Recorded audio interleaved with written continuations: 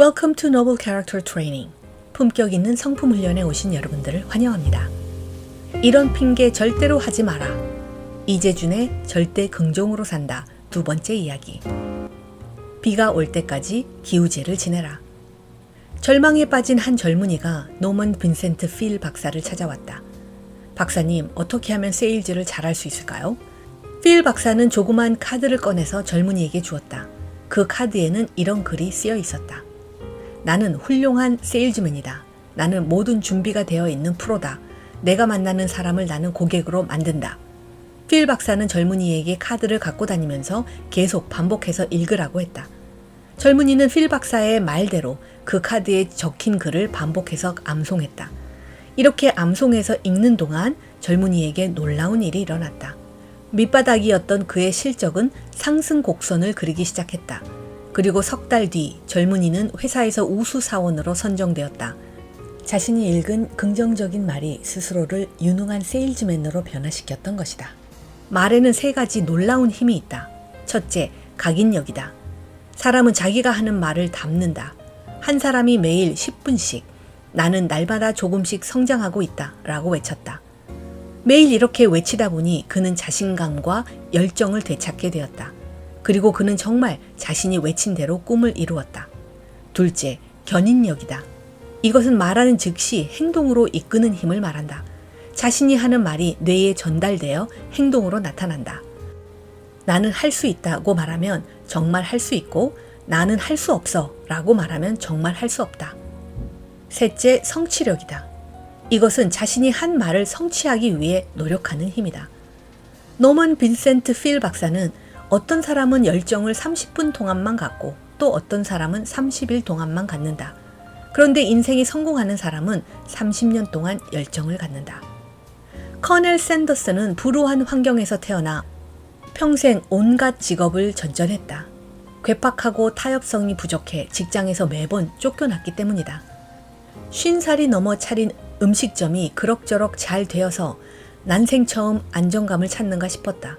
하지만 그의 음식점 앞으로 고속도로가 개통되었다. 예전 단골들이 식당을 찾기 위해 고속도로를 건너올 수는 없었다. 그의 식당은 곧 경매로 넘어갔다. 그의 수중에 남은 돈은 불과 $105. 더욱이 그의 나이는 65살이었다. 하지만 그는 손을 놓고 있지는 않았다. 자신의 음식점에서 인기 있던 닭튀김 요리만큼은 자신이 있었던 터라 그 조리법을 다른 식당에 팔기로 했다.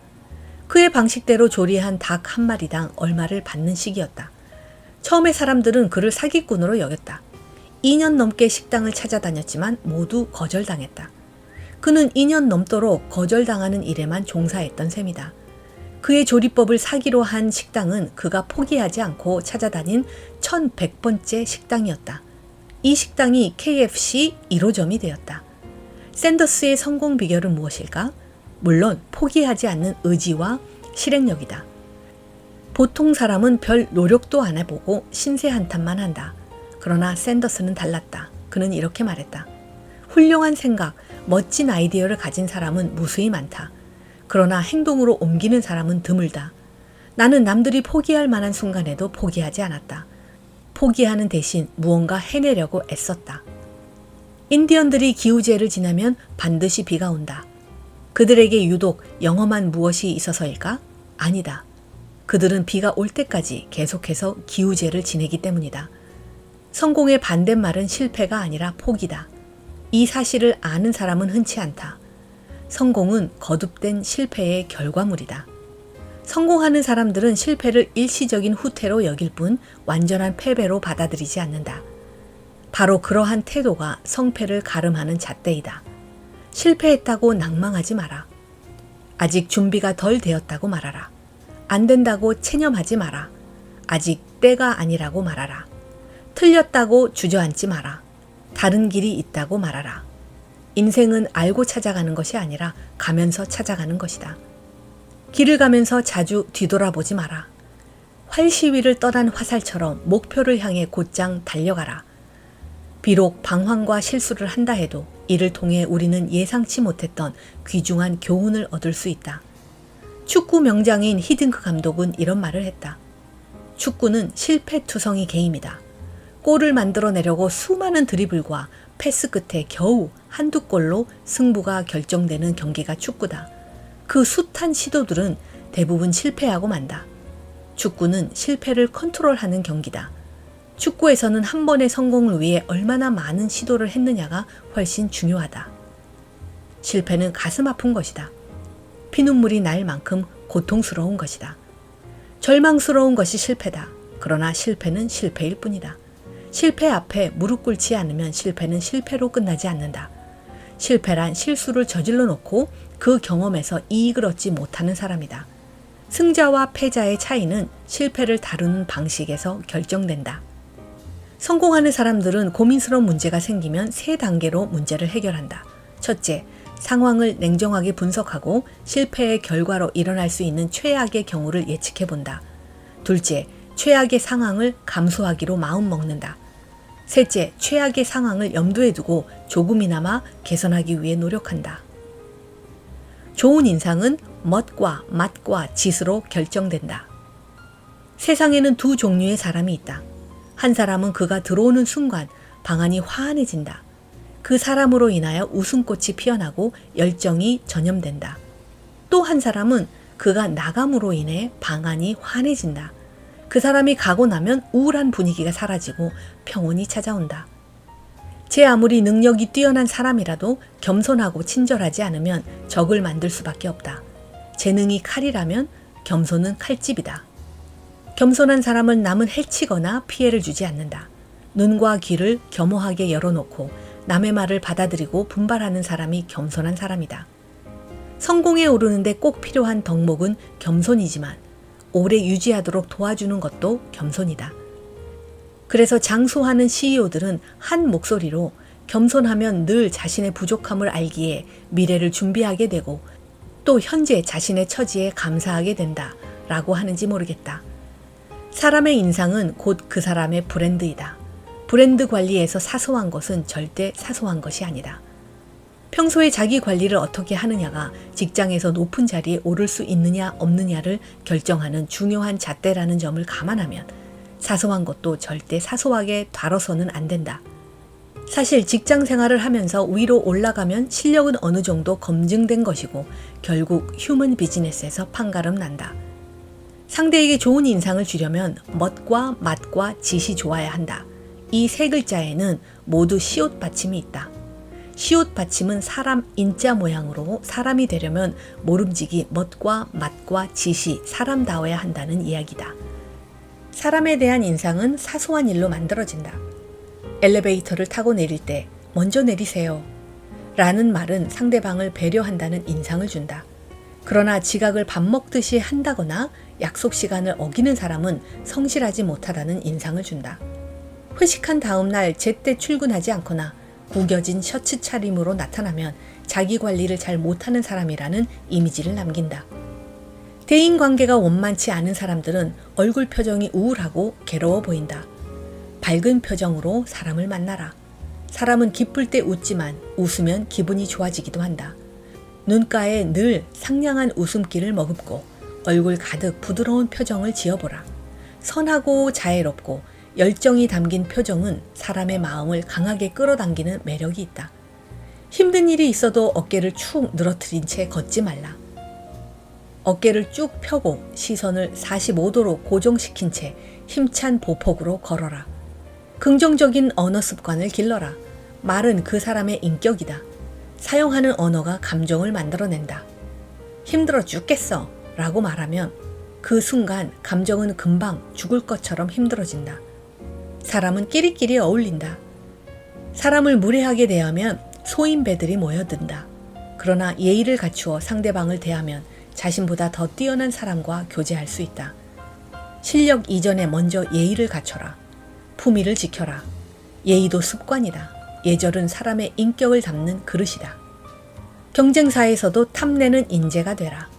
경영 컨설턴트 톰 피터스는 10시간을 일하기 위해 교육과 연구, 훈련에 36시간을 쏟는다고 한다.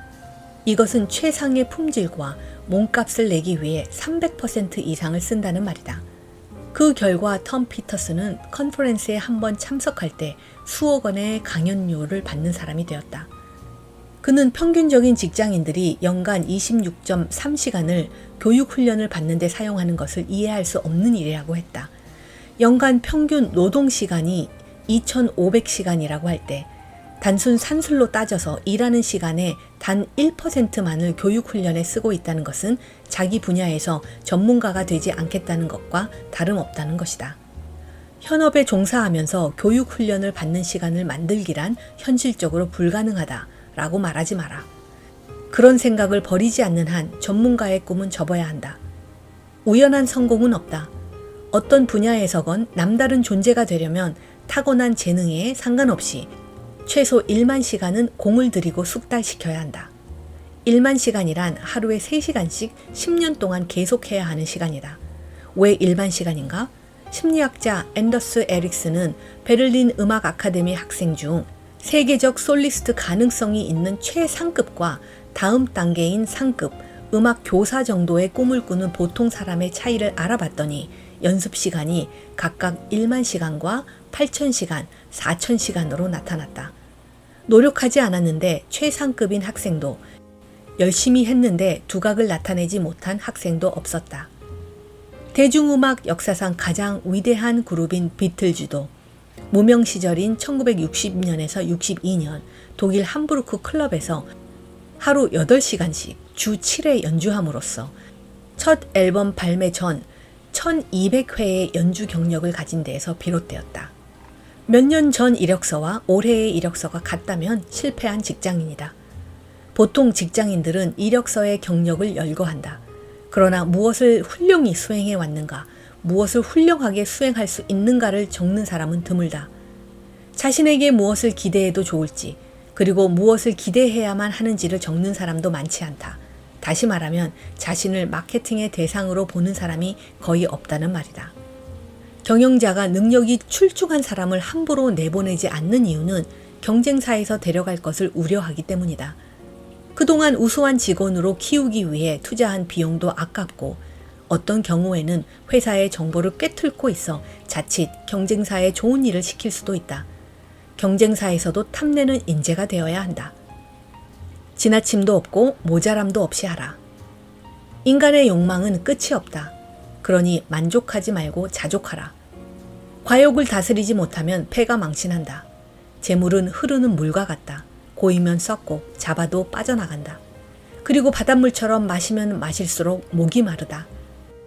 때문에 돈에 목마른 자는 너무 적게 가진 사람이 아니라 너무 많이 바라는 사람이기 쉽다. 돈을 혼자 가지려는 사람은 반드시 그 돈으로 인해 인생을 망치게 된다. 그릇이 쓰임을 받으려면 빈 그릇이어야 한다.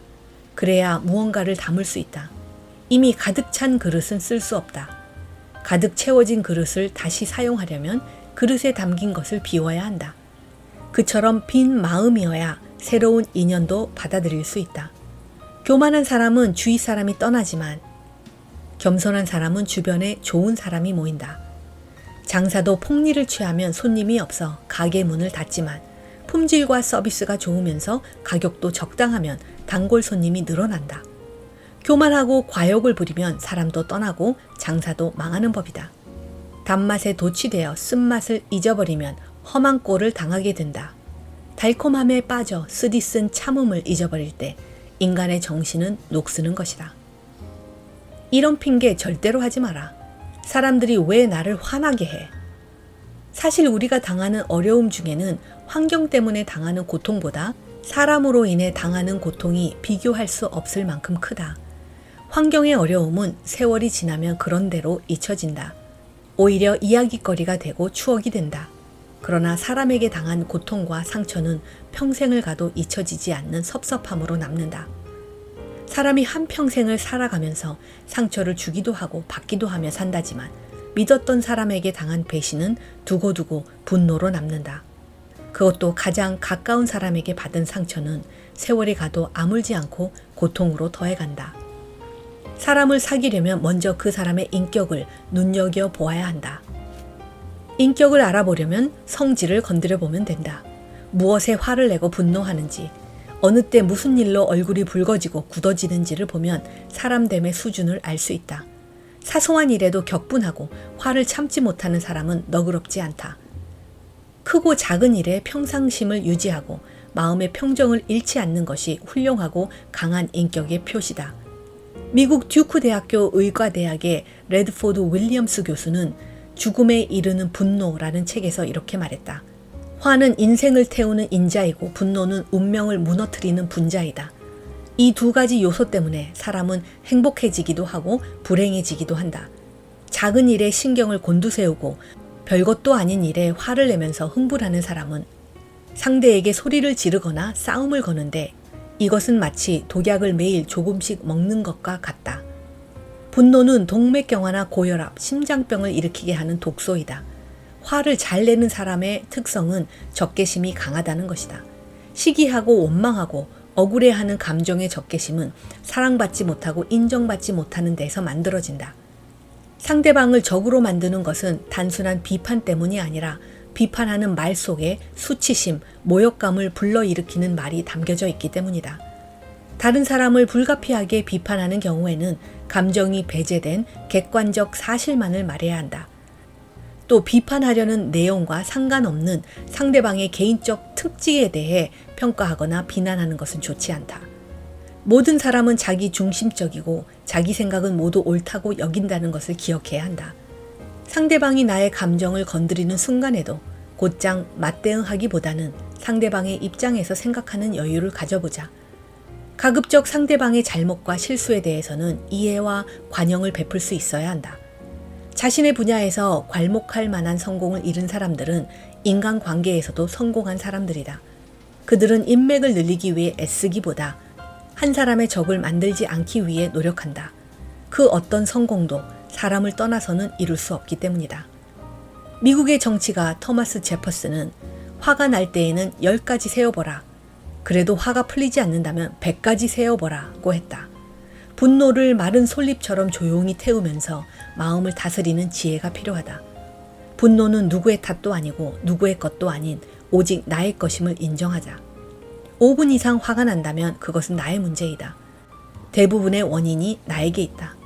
상대방이 나를 화나게 하더라도 당장 화내기보다 시간을 두고 상대방의 입장에서 생각해보자. 만일 내가 상대방의 입장이었다면 똑같이 했을 거야 라는 이해심이 생겨날 것이다. 자연스레 다툼도 줄어들고 예전에 비해 사람들과 원만한 관계를 유지할 수 있을 것이다. 화가 났을 때는 하루 동안 참아보자. 화가 나는 일이 있으면 하루가 지난 다음에 다시 생각해보는 습관을 만들자. 하루가 지난 뒤에도 화가 나면 화를 내라. 그것이 너그러운 사람이 되는 비결이다. 다 널 사랑하기 때문에 이런 말을 하는 거야. 사람들은 신랄하게 꾸짖으면서 다 너를 위해서라고 한다. 꾸중보다는 칭찬을 하면서 너를 위해서라고 하자. 사랑한다면 칭찬을 해주자. 아무리 못난 사람이라도 한 가지 장점은 있을 테니까. 에스키모의 막대. 에스키모는 분노가 밀려올 때면 무작정 걷는다. 분노가 풀릴 때까지 하염없이 걷다가 마음의 평안이 찾아오면 그때 되돌아선다. 그들은 되돌아설 때 바로 그 지점에 막대를 꽂아둔다. 살다가 또 화가 나 어쩔 줄 모르고 걷기 시작했을 때 이전에 꽂아둔 막대를 발견한다면 요즘 사는 게 더 어려워졌다는 뜻이고 그 막대를 볼 수 없다면 그래도 견딜만 하다는 뜻이다. 내 안에 나와 끝없는 이야기를 나누며 평화로움이 찾아올 때까지 가보라. 그리고 그곳에 막대를 꽂고 돌아오라. 슬픔과 분노로 어찌할 수 없을 때 막대를 꽂는 사람은 행복하다. 위로하며 마음의 평화를 얻게 도와주는 또 다른 내가 항상 있기 때문이다. 참고 용서하는 것이 인격의 힘이다. 인간 세상의 모든 갈등은 참아내지 못하는 데서 시작되고 용서하지 못하는 데서 끝난다. 사람다움이란 자제력에서 드러나는 것이다. 이재준의 절대 긍정으로 산다. 세 번째 이야기는 다음 시간에 계속됩니다.